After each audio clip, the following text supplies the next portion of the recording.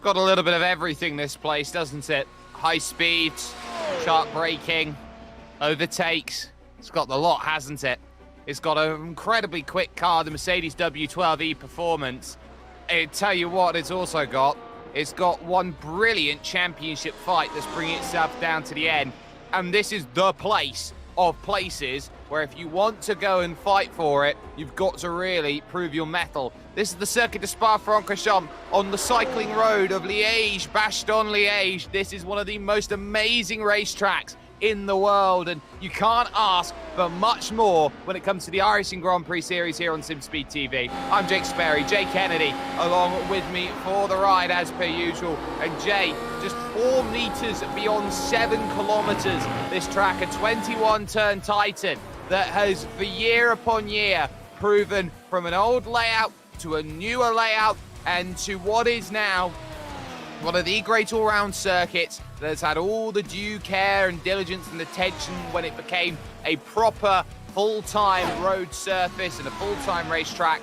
This is the track of tracks when it comes to putting a Formula-style vehicle on the road. When you think Formula cars, this is the track that you instantly think of, isn't it? It's this place, Circuit de Spa-Francorchamps, one of the best in the world. Such an iconic track, brilliant layout, such iconic turns, undulation mixed with the shape of the corners just provides brilliant action. We're going to see a fantastic race here. Qualifying at the moment is very, very tight. The championship is very, very tight. The drivers are always very, very tight as well when we see them out on track. This just brings out one of the greatest shows we're going to see all season. I love it when we come here each and every year. Yeah, we absolutely do.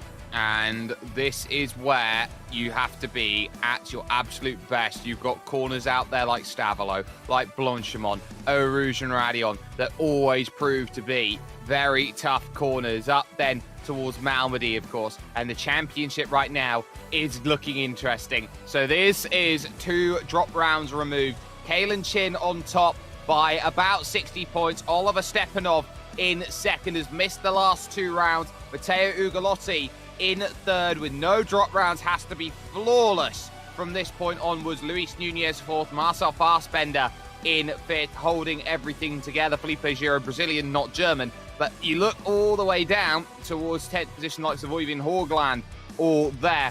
Let's flip it over, though, and put all 4 drop rounds in. That's what's going to make it a little bit more interesting. And it finds itself in a position where Matteo Ugolotti is clear, and he's clear by over 125 points right now, which is a staggering amount at this stage. But it's also the sort of margin, Jay, that says one wrong move and that gap is gone, especially with a 5.2 strength of field today. And drivers like Kalen Chin, Oliver Stepanov, they're going to step up to the plate and say, points, we'll have those. Yeah, exactly right. The one important thing to note with Matteo Ugolotti is he's got no drop rounds to spare. Kalen Chin, he's raced every race but one, so he's in a much better position points-wise. Stepanov, as you said, missed the last 2 weeks, so he now really has to put in good performances in this one. It's shaping up to be a brilliant end of the championship. It's going to be very, very entertaining to watch, and I cannot wait to see how it does play out. It's going to be a very, very tight, only a minute and a half left in qualifying, and I tell you what, qualifying is even shaping up to be an interesting affair as well. Lots of drivers not able to get in really good lap times. The one that we're not surprised about that seems to always struggle getting a lap in is this man here, Kalen Chin. He went out there, tried to do a lap, aborted it on his out lap, and now trying to punch one in with not much time left on the clock.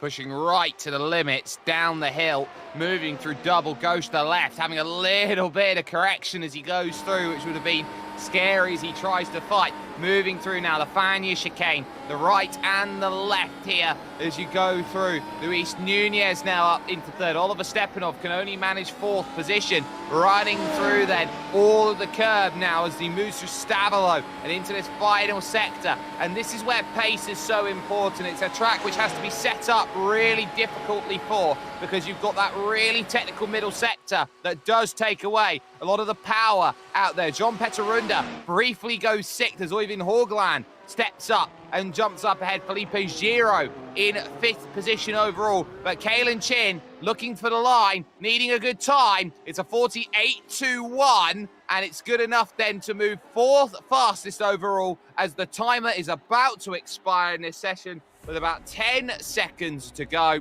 And I believe there is not going to be anyone else available to set a time, so we can run ourselves through the grid then here at the Circuit de Spa-Francorchamps.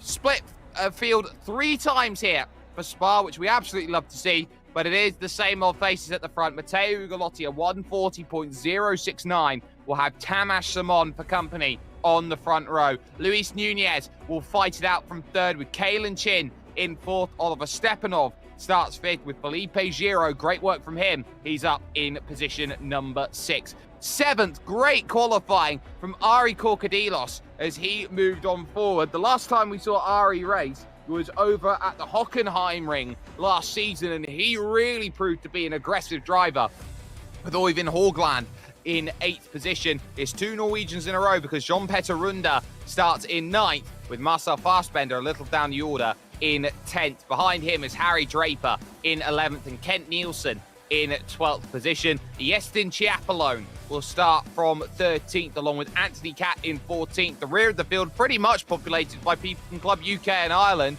and Great Britain itself, with James Dempster and Thomas Veek. The only difference there, the Dane in 16th, Philip Yates and Adam Webb 17th and 18th. And the last driver in the field, a little off in terms of qualifying time, just trying to get back into the swing of things, is Christoph Montz in 19th. 2 minutes though to get themselves gridded up. They must, over the course of racing today, change their tyres over these 21 laps. They must find a way to make the tyres last. And on top of that, they know it's one of the shortest runs towards turn number 1 and the last source hairpin. So if they do get this one wrong early, they could be in a world of hurt because it is a long run up Eau Rouge and Radion over to the Kemmel Straight, and the run up, of course, towards Les Combes as they go through. The last couple of drivers waiting to situate themselves on the grid, just waiting for Kalen Chin and for Ari Korkadilos to get themselves up on the grid in their positions. Kalen Chin jumps on.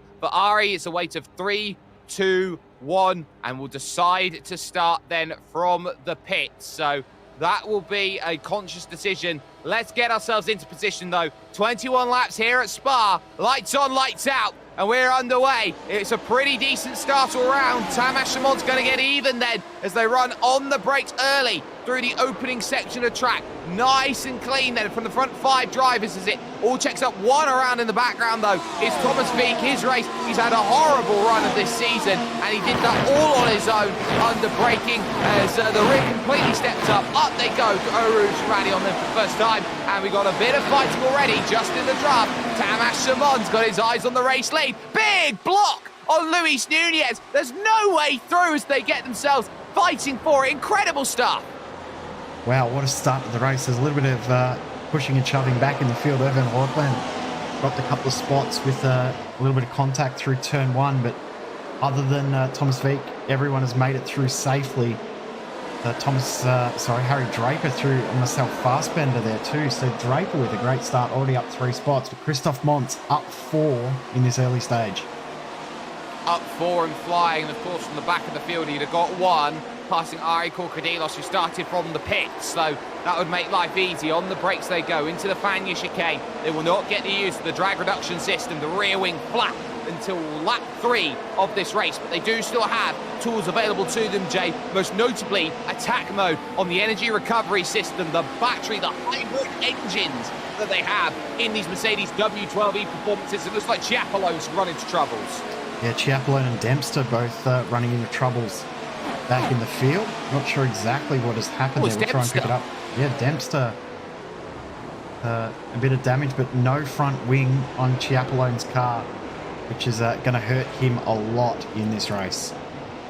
I'd love to have a look at that, but 1 lap score complete. Let's have a look at what happened then, thanks to Virtual Racing School, ladies and gentlemen. So this is where they go through. It's coming off at the exit of Stavolo on the medium compound tyres where it goes wrong. So on the power, back end just lets go, and Chiapalone tries to go out of the way, but chose wrong. had to guess, and it was always going to be a tough decision to guess which one to go, and I've just gone back way too far, so we won't go to that replay. Chiapellone's come into the pits, and he has taking the repairs now, and probably go to hard tyres from here. Yeah, no surprises there. What might be worth taking a look is everyone except Anthony Catt is on the medium. Catt is on the soft compound tyre. So there's the only driver doing something different today is Anthony Catt out there, and he's got his eyes on Kent Nielsen and a move for 11th position out on track. Might be worth as well here, Jay, having a look at the opening lap incident for Thomas Feet, because it was a very weird accident. Yep, we'll bring that up in just a second. I was about to say before, I hadn't really got a chance to talk about it, but no surprise, when you've got one driver in this field that's doing an alternate strategy in regards to tyres, you can almost always guess who it's going to be, and that would be Anthony Catt. Last week he surprised us by doing the same as everyone else, but for him that's an alternate strategy, so very, very surprising. DRS at the end of this lap, the start of the next lap. The run down the Kemmel straight is going to be very, very interesting. How strong is it? How much will they need to defend? We usually see heavy defence into the corners after the Kemmel straight. It's going to be very, very cool to watch. Unable to break a second then in those 3 laps is Matteo Ugolotti. The gap 7/10 of a second through the opening 2, and suddenly Tamas Simon will have some help on this straight, and it will be interesting to see how much he gets. He gets the green light, which indicates he has DRS. He goes up through Rouge and Radion, waiting for the marker boards. It's just through this flick right, and now he'll get it, and he'll start absolutely flying forward on this straight. Unable to really close up, 13 kilometers an hour only on that straight. He was able to close comparatively to the driver in front, who once again proves that downforce is Matteo Ugalotti's best friend. Yeah, exactly right. It's all about making sure you've got that downforce.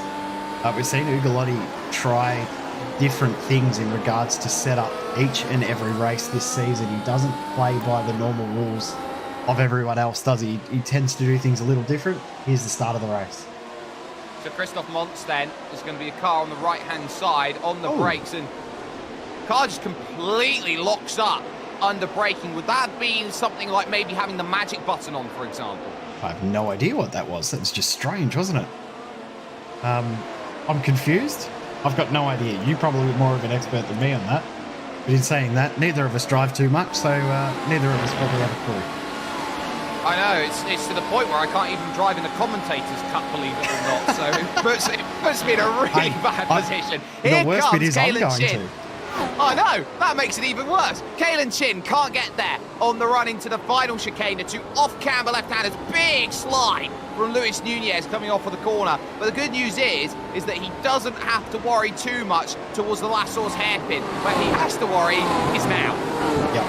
Kalen Chin has been very, very good throughout this season. He's been really clever in the way he set up the car for overtaking. He hasn't necessarily had the best car in qualifying throughout the season, but he seems to be able to make overtakes. Although last round he did struggle a little bit, pushed a little bit too hard, lost a few spots. Luis Nunez was the one that couldn't get any moves done though last round.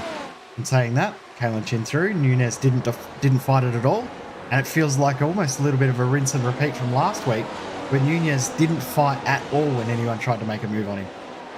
Well, Nunez was at 315 top-end speed. Kalen Chin's car was at 332. By far and away, he's got a car that punches through in the high-end speed levels fastest car of compared anyone. to everyone else. He is the fastest car when he goes through that section as well, and it is a real showcase in terms of how quick he's running and how quick he expects to run in this one. He's really, really flying. Great 5-car train then behind Harry Draper at this point in time. Fassbender, Horgland, and then these two.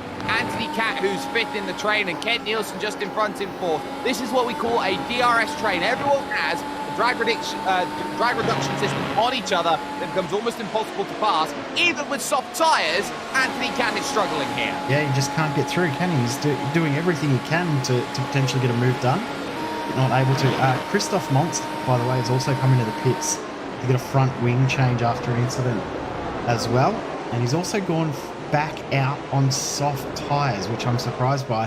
He also, as we said, saw Chiapellone in on lap 1, or the end of lap 1, after the contact with Dempster after his accident. He's gone back out on mediums. I'm surprised by that.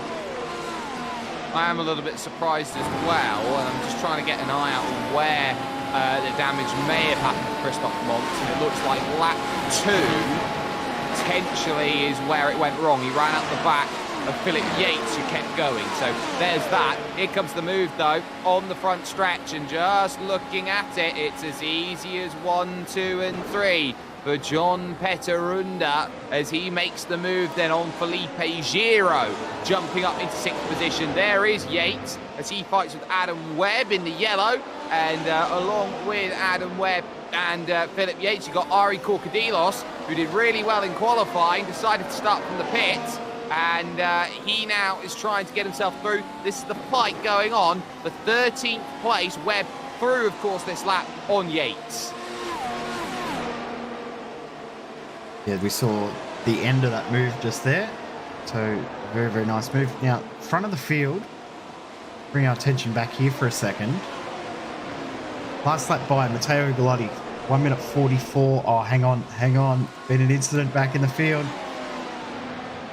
Harry Draper. Oh, that's going to hurt. And that's at Camper's corner, which you don't often have. So on the brakes he went, goes through the right, and something must have gone wrong because he was very slow on the inside, as if something had broken on his car, and then he got absolutely speared into from behind by Marcel Fassbender, who didn't see it coming. Draper hits the brakes, has no drive, it seems, at that point, and then all of a sudden, Marcel Fassbender's got nowhere to go. He's coming in for a stop right now, and that is a really, really interesting accident. This is what Fassbender sees. Yeah, I think not necessarily the fact that the car was slow, just that it slowed up at the wrong spot, and yeah, a little bit of damage front wing, I'm sure. But yeah, Fassbender, he'll be devastated because he was doing very, very well applying pressure, but yeah, to see him out at this point, very, very difficult to see. Back away he goes. He's gone to what I was expecting us to see earlier with Chapelone to do, out on the hard compound tyre, not the preferred tyre for the drivers to use. But when you have to come into the pits that early, no real choice. What I was talking about before we saw that replay there, Ugolotti and Simon are being absolutely swamped in regards to lap pace by those guys behind. Chin, Nunez, and Stepanov are all closing that gap down very, very, very quickly. And that's because they're really good in a straight line. Kalen Chin especially is going to be a maverick when he turns up and tries to find that pass. Where he's going to struggle, though, is this middle sector. This is where he's going to drop all the time, and he's going to need to fight this one all back. So this is where Kalen Chin's going to find some competitive advantage compared to those behind. I've been really surprised to see Oliver Stepanov so far back in 5th position. He's not like miles behind. He's just not in that front fight. We normally expect him as a top 3 driver. Today he's struggling. Maybe this track doesn't suit him as much. Or it could just be the fact that the other drivers have had a bit more of a competitive edge to them. I mean, they've raced every race this season, but we haven't seen, or every race over the last few weeks, I should say. Stepanov's had a couple of weeks away, from his own words, not enjoying the tracks that we've had on the schedule. So he sort of had to come back in this week because he knows how much pressure there is for the championship. I mean, he's lost the effective championship lead that he had. And now he's in not a great spot championship-wise. So I'll tell you what, Kalen Chin here, he could get 2 for 1 with the amount of extra pace he's got. Oh, he's in the grass! Oh, my word, he's in the grass. He's still going to make a move. Oh, my goodness. What a pass on Tamas Simon. And that, for Kalen Chin, was having to make commitment. He had 2 options. Either he had to force Tamas Simon to move over or back out. He chose the 3rd option, which is the pass in the grass. And he somehow pulled it off. There is no way this pass should happen. I mean, he got boxed in, as you said. And I tell you what, the pace he had, he almost was able to get past Ugolotti. If there was another maybe 20 metres of road, he might have got it done. And that's scary. That's how scary this track can be. That you can have to push. You will have to push to that sort of level. You can't afford to sit back and wait and effectively play the mind games. You've got to make moves as and when they come along. And the question's now going to be, how is Kalen Chin's direct correlated pace in comparison to Matteo Ugolotti? Because if it's not the same, then that's trouble out there on track. On the brakes, your front 5 go. In through the right and left. Then on lap 7 of 21, about to complete a third's distance in this race, and it's starting to look like Kalen Chin is turning the screw. They hit the brakes, they go into the Lasso's hairpin, and they'll take the highest rise probably in all of motorsport. Eau Rouge to Radion, legendary in corner status. An update from Harry Draper. He's had a VR failure, which is why he slowed at a spot nobody was expecting, no doubt including himself. So unfortunate, but that's one of the things that happens. Here comes Kalen Chin again. Look at the pace. He's got 334. 334, and he was harvesting halfway through that straight. Wow. Now, can he hold on, though, is the big question. Well, Anthony Catt finally through. Yeah, he's made that pass. He's got himself through on Kent Nielsen, finally, but he would have used all the tyre life to make that happen. How important is it? Big wiggle from Tamas Simon, third in the line. Nearly brings Oliver Stepanov into play, who couldn't make the pass on the straight. Kalen Chin now is going to have to look behind at these drivers and try and drive away from them, which is never the easiest challenge. And this is the sort of place today here, Jay, where it's not going to be easy to break away. It's also not going to be easy to make much difference on strategy, because it's going to be about a 2 to 3 lap window, surely, of everyone coming in. Yeah, everyone's going to do pretty much the same thing. It may be a bit of follow the leader, but Kalen Chin needs to use this pace that he's got right now. Now, the other part to this is his car set up really good for medium tyres and no good for softs? We've seen that in the past as well. So is he going to have to use all of this pace now and then we'll lose it all when it comes to the soft tyre later on in the race? We don't really know, but that is a legitimate possibility that we may see. It's also a legitimate 7/10 of a second clear. He finds himself with a 44.2 on that last lap. So he is flying at this moment in time as they go through. Trouble, it looks like, then, for Philip Yates at the final chicane. Ooh. He went through and he got attacked from behind from Ari Korkadilos, who's just a little bit late in on the brakes as the Canadian. A little bit of controversy here, and as you say, a little bit late on the brakes. How much contact was there? Probably not too much, enough.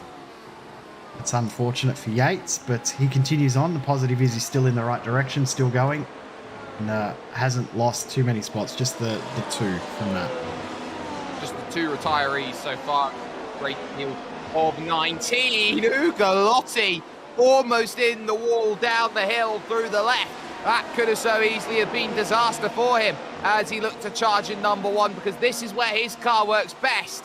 Out on track, this middle sector is where Matteo Ugolotti is going to get all his time comparatively to Kalen Chin, and he's trying to maximise it at this point. Definitely is. He's trying to use every little bit that he's got, and some. Luis Munez is just content sitting back watching and waiting. I'll tell you what, with the aggression level of the guys ahead of him, may not be a bad idea just to sit back and watch, because there's something brewing here. We talk about it a lot, where we've watched enough sim racing to know that you get a sense that something's about to go down that's not good. My spidey senses are tingling. I can feel it coming. I'm sure you can too. Something big is about to happen here, and I don't like the feeling I'm getting. Well, passing the grass was the first thing as they go through, as Anthony Catt dives into the pits then and gets off of his soft tyres after just 8 full revolutions of the track. So that's big in terms of strategy, but up the hill they go on again, and he is not alone. You are correct. So he's not the only one who's coming in then for his stop, and it looks like Oyvind Haugland is going to join, but Oliver Stepanov now is going for the move, and he's going to quietly make the pass on Tamas Simon. Beautiful job. Just using the pace and the momentum, gets it done. Very, very nice move. Now, just been looking through while we've been talking the results from the last few races over the last few days. Pit window between lap 10 and lap 13 for almost every driver in the field of every race. Ugolotti, how close do you want to get to the wall? Yes. That should not have ended the way that did. You can see down the hill, he is absolutely relying on grip. And this is the worst part about going through and risking that much out there for Matteo Ugolotti, is that he's not just driving on asphalt, he's driving over the AstroTurf that's down there and expecting the car to hook up on the runoff area there on the right-hand side. That's what you call confidence in your car setup, isn't it? It's confidence in the way that you've made the car behave and made the car feel. The downfall is 1 second, finally broken. Ugolotti is now out of the draft, out of the DRS range, I should say. No takers in the front. No takers in the front, not yet anyway, and that's big. But behind, John Peterunda is going to dive into the pits then and get onto the soft compound tyre as soon as possible. Kent Nielsen is going to join. Adam Webb nearly spun it coming into the pits. He makes it in, but yeah, we'll pick up another look at that. How quickly it can go wrong. Virtual Racing School replay. Full opposite lock, trying to get that sorted. That was close. He somehow held on to it, which is great to see, but that could have ended much, much worse. Gap at the front now, 1.2 seconds, so Ugolotti is now only looking behind. He can't look ahead to try and get the move back done. Too far back. Too far back now, and suddenly his offensive mindset, number one, the Italian, is going to turn defensive because he'll have Oliver Stepanov in the Mag Performance car behind him. He'll have Tamas Simon, he'll have Luis Nunez, and they'll all try and go through. Now, this is John Peterunda, and this indicates to me 44 seconds in the box that he was caught speeding. Yep, 40 seconds is the stop and hold penalty for speeding on pit entry. Take away the 40 seconds, leaves you with the 4-second normal stop. That is definitely a speeding in pit lane penalty, which hurts him so much. He was in 6th before the pit stops, now back as the last runner on the lead lap in 17th. That's a real shame. He was right up there. He was proving everything that he had and a bit more in today's racing, but he's fallen now way down the order. There's not much you can argue against in terms of how things go. Let's take a little look then at the Virtual Racing School replay as Felipe Giro dives into the pits. This is Matteo Ugolotti then on the brakes, and you can see just how much he's trying to push here, and he really does fight for every inch of track as he goes through. It's just a marvel to see him drive. Watch the big slide that, like you saw there from the wheelwork, didn't really do too much, but that car was out of control there and could have quite easily snapped and shot him into the wall. No, didn't even stress about it, didn't even correct the car, just held onto the slide. These cars don't behave in that way at all, but he's somehow got the throttle control and the intelligence with this car just to make it do what he wants it to do. Doesn't care if it's in a slide or not. Ari Corcadilos then out of the pits and pushing, and I tell you what's interesting now is where someone like Anthony Catt has come out in comparison to the rest of the field, because he's trying to go around the outside of Felipe Giro for position, couldn't quite manage it, and this is a big fight for Catt here. Yep, remember Anthony Catt's now on the medium tyres. He pitted 2 laps ago. Giro's just come out of the pits. So, a little bit of smoke just ahead. I think that's from James Dempster, who's just ahead of these guys. So, see there too, some witness marks at the exit of No Name there, at the exit of Jackie X. So someone's had a moment there that we've missed as well.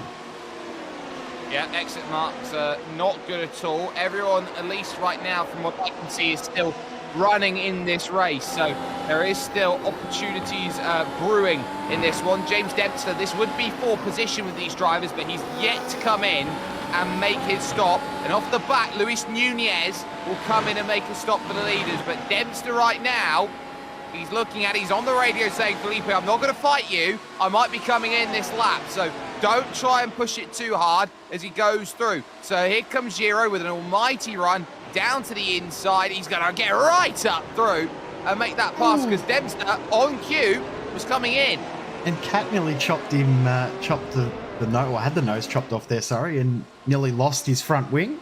Ugolotti, yeah, Stepanov through on Ugolotti, which was always going to happen, but or you felt like it was going to happen, but I'm surprised by Ugolotti's pace here. His qualifying was so strong, but he just hasn't been able to replicate it in the race. You feel maybe here, Jay's got a great qualifying car, but the race car isn't just quite the same. Maybe it's not just the qualifying car, maybe it's a soft tyre car. Maybe it is, and we've seen how Matteo Ugolotti has been the driver of all drivers when it comes to the soft tyre. And everyone now surely is going to have to dive in here on lap 13 and cover off the moves that are being done here by Luis Nunez, who's rolled the dice comparatively to everyone else and has still, by the way, come out in 5th place. Virtual Racing School replay. Look, this has made his way through on Adam Webb, and this is a beautiful classic Spa with DRS pass. With the momentum, pulls out, easy as you like, beautiful move. Thank you very much. Kalen Chin will stay out. So too Stepanov. So too Ugolotti. So too Simon. Luis Nunez is driving himself into this race all of a sudden. Yeah, Nunez with the undercut is playing into, well, this race is playing into his hands.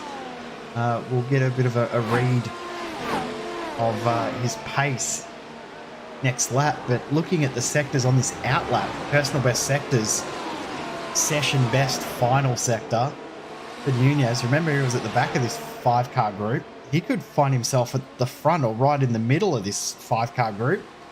Will he have enough left in the tyres to defend? Remember we saw last round the supreme overcut from Matteo Ugolotti. We thought he had no hope, but used those 6-lap better tyres to his advantage and was able to just overtake everyone.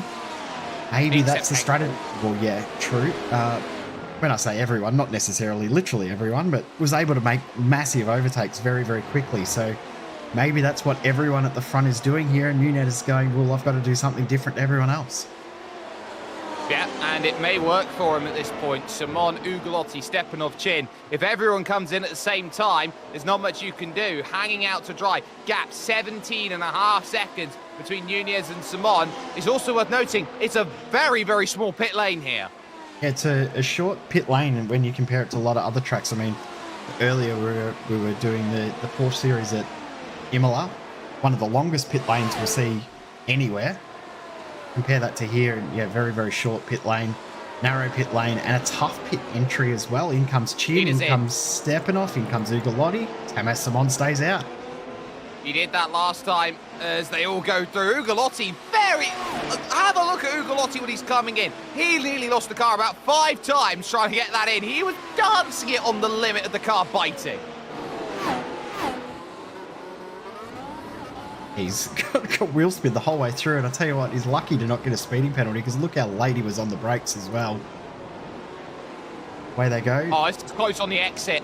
This is so close on the exit. Look at the drive that Luis Nunez is going to get. He's going to fight for the race lead here. All of a sudden, Kalen Chin's got to look out here. There'll be DRS on this straight. Up the hill they go. Eau Rouge, Radion. Now, here comes the flick. DRS marker board on the left-hand side. And all of a sudden, Luis Nunez here is going to get a ticket to ride to the race lead. Beautiful. Luis Nunez through into race lead. Effective race lead. Last lap by, fastest lap of the race, 1 minute 42.9. Compare that to the fastest before that. Was by Matteo Ugolotti, 143.7. Felipe Giro has beaten that since he's been out there on the sauce, but on that first run, this lap from Nunez, about a second quicker than we've seen from anyone else in the field.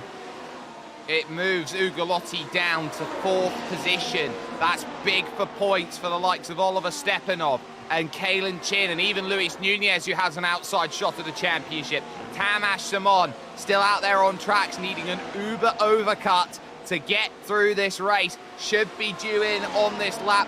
7 laps to go. It'll be 6 to go when he crosses the line, and he will need to put his best overtaking boots on because he's going to dive into the pits as the Hungarian, and he's going to need an almighty stop. Here comes the scrap, though, between one Mr. Kalen Chin and the other driver, Luis Nunez, thinking about it, but it's going to wait for it because there's a much better place called the Kemmel Straight where he can make that pass. Watch out for pit exit. One to watch out, I think, Oliver Stepanov, who's now well and truly in the fight, and Ugolotti a little bit further back. Tamas Simon still stopped. He's going to drop all the way to the back of this group, may even be out of DRS range. Way out of DRS range. Not the best strategy play. No, gamble doesn't pay off for Tamas Simon to do the opposite of what everyone else does, is put him way out of position. Here's the look from the rear view of Luis Nunez, who leads this race. Kalen Chin searching for a way through. He's going to go the long way around to make this pass, and he's going to move back into the race lead. He's got a rocking ship behind him of a Mercedes AMG engine. Session best first sector with the DRS and with the ERS deployment as well. Everyone in the group except for Nunez has done their best first sector on this lap, so it's incredible pace out there. And already, since Chin has got into the lead, he's already at the 1 second bracket. He's about to break a second on half a flying lap. That's incredible, and it just shows you how much pace Kalen Chin has today. That second qualifying lap maybe might have been a banker out there, and he's had to do some work in the race today to really get the race pace out. But Oliver Stepanov now's got to find a pass on his teammate. How easy is this going to be when both of them want to challenge for the championship at the end next week when we're at Zandvoort to end the championship out entirely? Here comes Oliver Stepanov with a thought. It's just that, a thought. It brings right in Matteo Ugolotti, who has to sit in, who has to watch. Now you've really got to find a move if you're Oliver Stepanov. Otherwise, you're in a situation right now here, Jay. It's overtake or be overtaken. No DRS for Luis Nunez down the front straight as well. So you can see that the rear wings were open for Stepanov and Ugolotti, but not for Luis Nunez. So he is now 1.2 seconds back out of DRS. He's in a bit of trouble. He's probably going to lose 1, maybe 2 spots here down the straight when we thought he was competing for the lead. Well, here goes the one place. Oliver Stepanov pulls over to the right-hand side, makes the move on Luis Nunez. Nothing he can do. Ugolotti closes right up under the brakes. He is going to try and put as much pressure as he can through Malmedy and over to Bruxelles. He's going to look for the inside here. On the brakes he goes. Wonderful move by Matteo Ugolotti. He had to get through at the earliest available opportunity, and he did so. Beautiful job. I'm surprised that he was able to get that done. One thing I did notice was Luis Nunez was on the harvest as early as he possibly could to make sure he held that spot down the Kemmel straight, but it wasn't enough. Wondering if Nunez has used everything he had in his deployment to make sure that he could hold onto the spot. James Dempster just threw on Marcel Fassbender as well, so Fassbender starting to struggle on those hard tyres now. But, this battle at the front is not done because Oliver Stepanov, with the pace he's got on this lap, now got the gap within a second already. Kalen Chin is not safe. Oliver Stepanov knows that at current he's about 20 points back in the championship, and this would be DRS. ideally a 30-point swing. DRS then, as he'll come onto the front stretch. Not much of a place to make the move, but if he's closing those gaps in, he's going to have to try and find a pass on Kalen Chin. We haven't really seen Chin versus Stepanov all race long. 4 laps to go. He's got to close up about a quarter of a second every lap. This is going to be intense, isn't it? It's going to be a brilliant finish to this race. I cannot wait to see how it plays out. We've seen some brilliant battles all season long between Kalen Chin and Oliver Stepanov. That battle that we saw for the first half of the race at Fuji was one of the best we've seen in this series overall. If we could see half as good a battle for the end of this race, bring it on. This is going to be brilliant. I just took a look at high speeds going up the Kemmel Straight. There's only about 7 kilometers an hour difference between Kalen Chin and Oliver Stepanov, which means the middle sector is where all that time is coming back to car number 2 right now. On the brakes, flicking through double gauche left as they go through, and then they've got this Fania chicane, the right and the left. It's surprisingly quick as you go through. You're so reliant on aerodynamics through this section of track, putting the power down as early as possible. Very small straight before flicking it through the campus corner and over towards Stavolo. This for Oliver Stepanov now is chase it down, and he'll be hounded every stage of the way by number 1, Matteo Ugolotti. Have a look at who's caught onto the back of the train too. Tamas Simon is in DRS range from Luis Nunez. Of course, they're on 3-lap different tyre lives, but Tamas Simon, within a second, he's going to get DRS. Luis Nunez is also going to get DRS on Matteo Ugolotti. Tamas Simon is not out of this. He's not. He gained 2 seconds on Nunez that last time by. Is Oyvind Haugland having a great fight with Anthony Catt. He'll try and go to the outside, trying to get past the medium tyre runner, and he's not going to get the move. He's going to have to find another way. And here comes Crocodius as well in there too. So interesting dynamic in this battle too. So all sorts of different tyre lives and tyre types in that group. Here comes... Yep, Thomas Simon's going to get through. Thomas Simon on the outside, making this one happen. Plain as day under brakes. Moves up then into 4th position, and his chasing right now, I'm not sure on the pace of last lap he's got enough. Haugland now trying to find a way through. The Norwegian past Anthony Catt, and Crocodilos. Oh, blimey. What a move that is. He gets through under braking. Anthony Catt's medium tyres saying, I've got nothing to fight that. Well, in saying that, he got the move done into Blanchimont the last lap. So Anthony Catt not necessarily out of this. He got past Haugland on the run into Blanchimont, but then has obviously lost the spot with the DRS. So he could come back again through this middle phase of the lap and find himself back ahead again. This is incredible. I don't know where we should watch. Stepping off 7/10 back. Is he going to be able to close that gap down over the next 2 laps? I say yes. I say we're going to have a battle right to the end. I'd say there's still an opportunity left. 2 and a bit laps to go.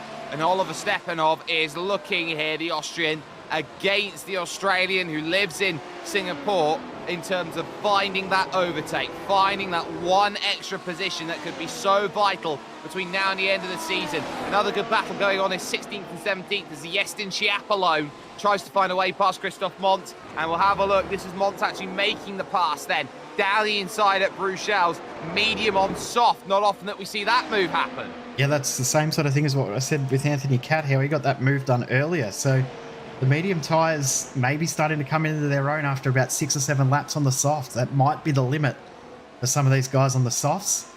That may be why we've seen these guys go so long at the front of the field. Gap now, 4.5 tenths of a second. 4.5 under brakes only for Oliver Stepanov. He's got to find a pass there next lap, otherwise he'll be waiting for the final chicane. This is where he's got to battle against the dirty air. The turbulence is brought out as he goes through right out against the wall. He goes trying to get that sorted, and a battle a little bit further back on as Crocodilos makes the pass, and Oyvind Haugland puts him up to 8. -1 on his grid position. Remember, he started from the pits today as they went through, and still Stepanov looks to hound down Kalen Chin, who's just doing enough right now, but only just. Yeah, I think he'll be a little bit concerned with how close Stepanov is now. He was much more confident with it being 7 tenths to start the final lap, but it's now down to 5.5. It'll be 5 when they get to the DRS markers on the Kemmel straight. How much has Kalen Chin got in that ERS, in that attack mode, to hold on to this position?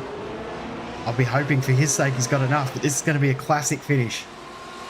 Battery deploy is now everything. Last lap here at the circuit, the Spa-Francorchamps, and that's not a good turn 1 from Oliver Stepanov. Kalen Chin builds the gap out to nearly 7 tenths of a second, and that might just be the security blanket he was certainly hoping for as he crests the rise and now runs up the Kemmel straight for the final time here today at the circuit, the Spa-Francorchamps. Zandvoort, 1 week from today, secures the title. Stepanov nowhere near close enough to make that move. Ugolotti shadowing every stage of the way, but that's frustrating. That one moment at La Source. Yep, one little moment's all it's taken for that to be all over. This is Anthony Catt with the momentum down the Kemmel straight on over Haugland, but Haugland looks like he's done enough to hold on, and harvesting at the same time, so he's got battery to spare. Stepanov, is he going to be able to come back through here? I don't think he's got enough left in it. I thought that run was his last chance. Despite the fact that Kalen Chin's car has been set up for top speed, he's still had some good pace through the middle phase of the lap.